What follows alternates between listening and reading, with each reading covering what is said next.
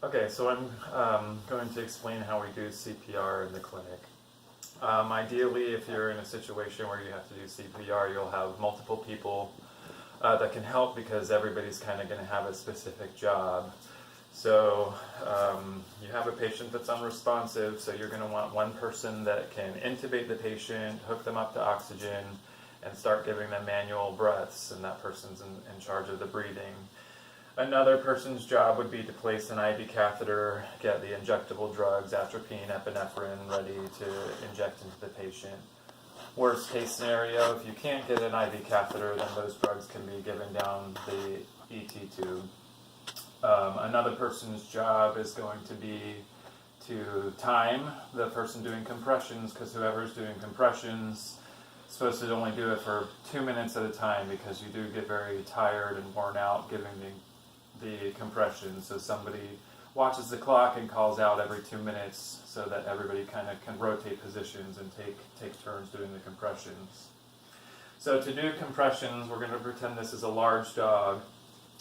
You want to be behind them, because if you're in front of them like this and you do compressions, you're going to push them away.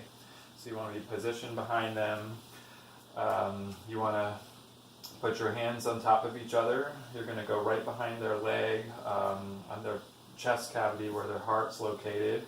You want to lock your elbows, and then you want to do compressions by bending at the waist and doing full compressions like this. The rhythm or amount that you give the compressions is to the beat of Staying Alive. So you're going all the way down, all the way up. You want the chest to fully come back up in order to give full compressions. So like I said, you'll do that for 2 minutes. The person timing will call out. Everyone, you'll kind of rotate between each other, because after 2 minutes you're not going to be able to give full compressions because you're going to get too tired. So if we have a small dog instead of a large dog, it's similar rhythm of compressions. The only difference is the way that you do it. Instead of doing both hands like this, you're going to have your hands kind of one underneath and one on top, so that you're compressing them like this, and that's how you'll give compressions to a small dog.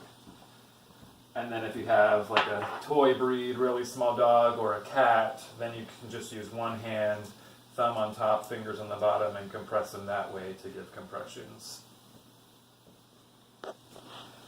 And that's basically how it's done.